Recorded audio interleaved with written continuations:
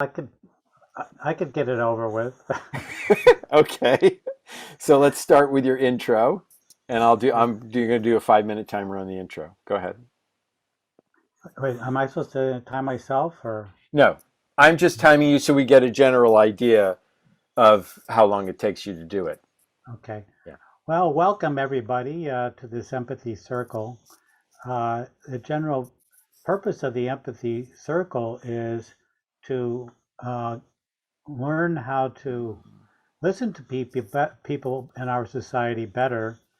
Uh, the idea being that if we can empathize with people better, we'll understand them better. And so the way this works is we're each going to have a turn to speak and to listen. So one person will be designated as the speaker. And if you're the speaker, you choose who you want to listen to you, who you want to be your reflector. And then you will have, today it'll be 3 minutes to speak. And the topic is, what are your thoughts and concerns about leading an empathy circle? And as speaker, you should speak in a way that your listener or reflector will be able to paraphrase back what you have been saying. So you should uh, try to uh, track what you're saying and stop after you've made a point or two, because it's very easy to just keep going. We all have a tendency to do that, and that makes it difficult for people to keep track of what we're saying. Now, as listener, your job is to repeat back in your own words, probably, in your own words, what the speaker has been saying. So the 3 minutes is for the combination of the speaker and the listener. And then when that round is finished, then the listener becomes the speaker and chooses another listener. And then we'll go around until each person has had a chance both to listen, both to speak and to listen. Um, and as a facilitator, it'll be my job, among other things, to keep track of time. So when your 3 minutes are up, I'll raise my phone to let you know that your time is up, and just finish what you're saying, and then we'll move on to the next turn. Are there any questions?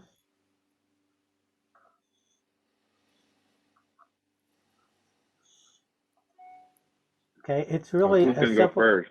Okay. Okay. So that's great. So that was you still had 1 minute and 50 seconds left. So that was you really made it in the time. Whoops. Is would you like that's all right. No. Would you like feedback from the group about your intro? Yeah, sure. Now that I went so short, I could think of other things I should have said. Okay, go ahead. Is there something you want to add? Uh, well, yeah. One sort of since the purpose of this is to get in the habit of listening to people, uh, if you hear something that a person said that you disagree with, please resist the temptation to just disagree, because the point is we want to make sure we hear each other uh, better. And you will have a chance as speaker to express your own views, so you can express your disagreement then. But of course, let's keep it civil as much as possible. Uh, so, yeah, are any questions? Okay. So what? So how did you feel about what you did, Daniel? And was there anything that you thought was particularly strong about what you did? Well, I hope I came across sounding kind of relaxed and easygoing. Um, I never feel like I do a particularly good job at things. That's just part of my personality. Hmm. Okay. Any Daniel or Jen? Anything you thought Daniel did that was really good? Well, I would say, I do say that you did feel relaxed actually, and it, you know, uh, allowed your ideas to come out pretty easily. So yeah, thanks for that. John?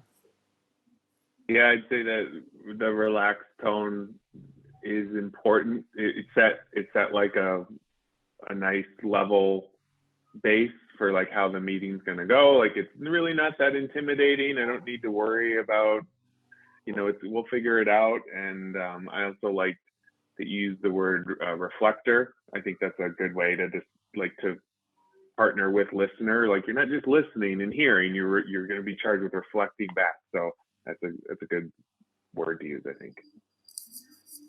Yeah, and I thought your pace was really good. You didn't go too fast in terms of being able to take the information in, and I thought actually you're very clear in your what you said. There weren't a lot of extra words. And the other thing you did that I thought was really strong was you said something about what your role as a facilitator is. And I think that's a really good thing to let people know what you might do as the facilitator. It both makes your role clear, and it also prepares people. It prepares the participants for ways in which you might intervene, so it's not shocking to them. And you also, as a facilitator, you feel like you have permission to do it because you've said you're going to do it. Uh, and so, yeah, so I think that's really good to talk a little bit about what you would do as a facilitator, which you did. Okay, so you ready? Are you ready to take your Yeah. facilitation turn, Daniel? Yeah. Okay.